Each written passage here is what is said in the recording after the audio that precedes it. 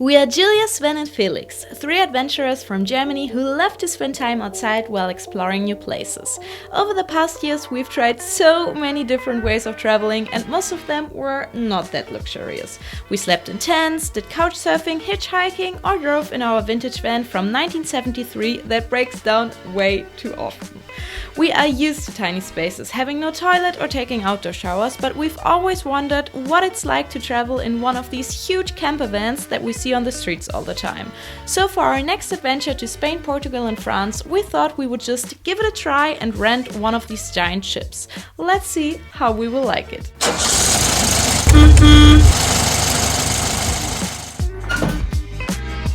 Our trip will start tomorrow, but I will now travel to Hamburg, which is a 2-hour drive to pick up a big van. And as you can hear, my co-pilot is already waiting, so I gotta get going.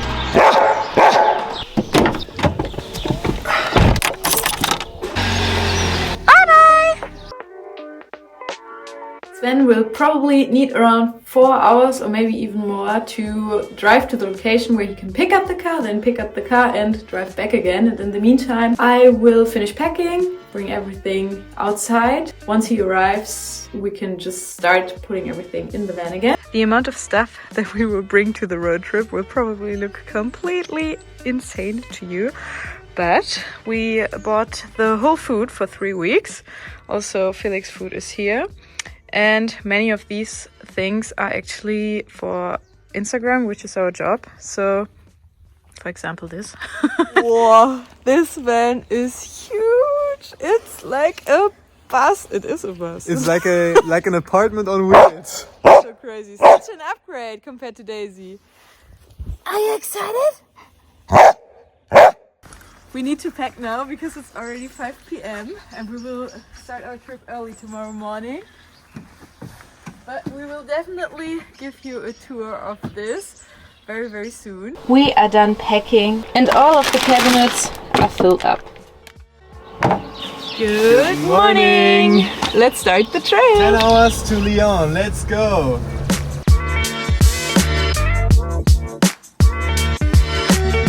The trip is going very good so far, except for one thing. This was our breakfast. It fell out of the fridge when I opened it. Yeah. Hey! We're having a break right now because guess what? Up there, you can't see it, but we have our coffee machine from Daisy. yeah. And down there is the juice. Yes! There you go. After 4.5 hours of driving, it was time for some lunch. I prepared a salad with some sweet potatoes, so I cooked over here and first impression is great. And in the meantime, Felix had a little nap and Sven as well, and we could even close the door. Lunch is ready. Okay. We didn't drive the full distance of 10 hours, but at least 8.5 hours, and we are just done for the day. And now we're having a little Abendbrot, Yes. as we call it in German. Abendbrot. Usually we don't really eat bread, but on a road trip it's kind of nice. Finally bedtime, we are so tired. Oh yeah, and we just found out that we cannot really use the electricity here.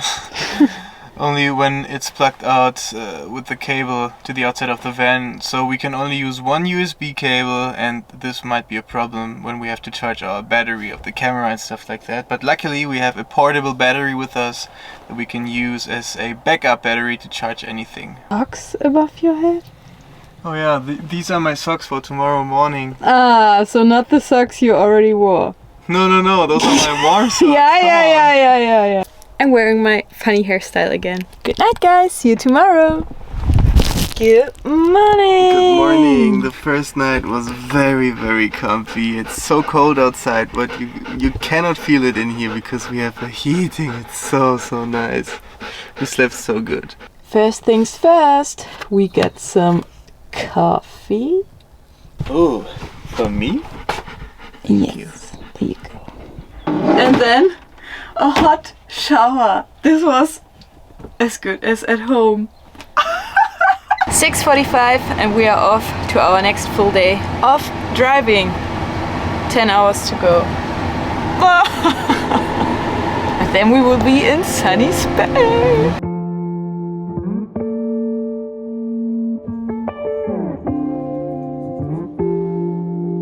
We are stuck in the traffic jam for quite a while now, and even when we're not in the jam, this car is quite a bit slower than our Red Rocket, obviously, because it's a huge thing. And we are almost in Spain, but now we got stuck here, so... But it seems like it's not getting less time to our destination, which is very, very frustrating. We are already snuggled up in bed and ready for a well-deserved good night's sleep, because today was one of the worst rides ever. We were in traffic jam for 5 hours. At least 5 hours, so we deserve this break. Welcome to Spain! After many traffic jams, we finally arrived here in this beautiful country with this amazing view and this dreamy weather. And now it is finally time to show you the van. Come on in to get a proper room tour from the interior.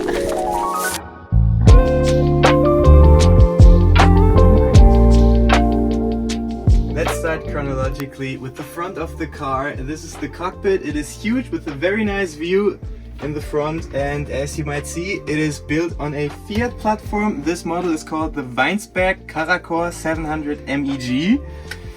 And the nice part in front here is that you can turn both of the seats, so I can transform my driving position to the dining position very easily.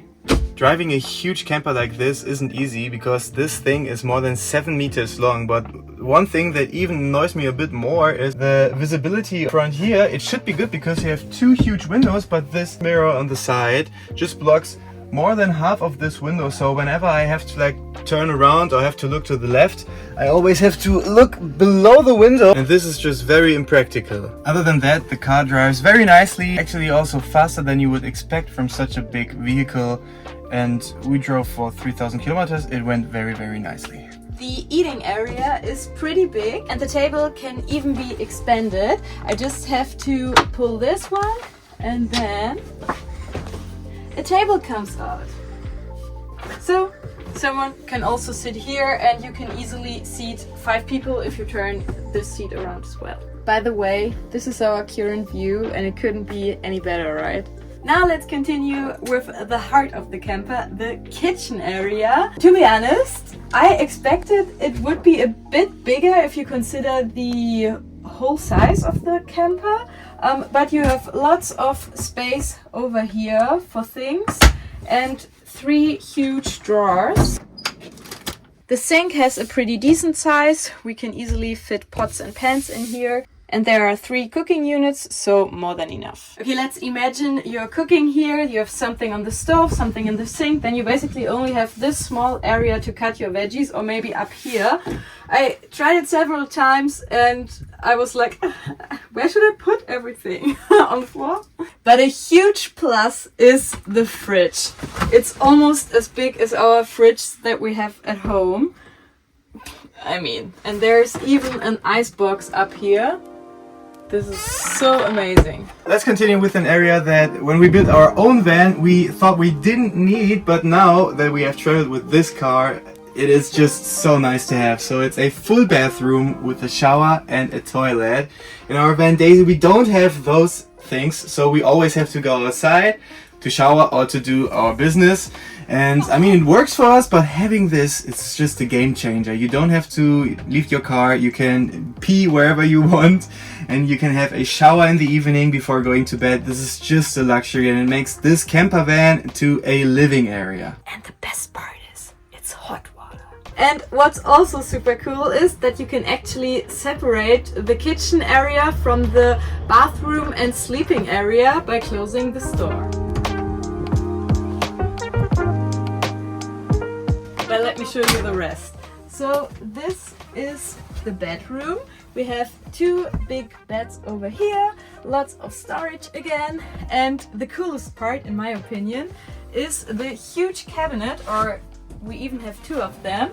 They have sliding doors and fit so much stuff. I can even hang my things, which is so practical. There's lots of storage space inside the van, but all of our bigger things and the rest of our stuff we carry have to go somewhere as well, and that's where this huge garage in the back comes into play. So we have so much stuff in here, and there is even space for like the double amount of it. You can even fit some bicycles inside there or anything else. The area goes from one side of the van to the other one, so it is enormous. There's also a bike rack attached to the back and a sun blind. This camper is designed to fit 4 people, so there is even another huge bed on top of the driver's driving cabin. You can just fold it down like that and it fits 2 full adults. Oh, and I forgot that there's even another small bed, so you can adjust this table to go down on the lower level, and then you can put one of those pillows on top of the table and there can fit maybe a smaller adult or a child, I would say. A little downside of this camper is, like we already mentioned, that there is no electricity. There's a low voltage, so you can charge your phone, but I think we only have 1 plug.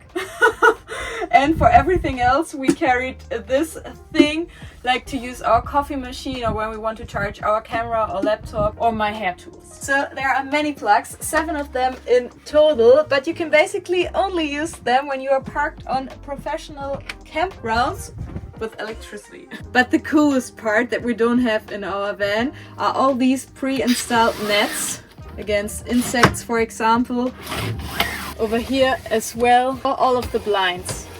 Okay guys, that's it from our van tour. We hope you liked it, and let us know in the comments if you would drive in such a big vehicle. That's also the end of this week's video, and from now on we will publish some more vlogs in the next few weeks because we will travel with this huge car around Spain, Portugal and France, and we are very looking forward to it. If you liked the video, give it a thumbs up and we will see you again next week.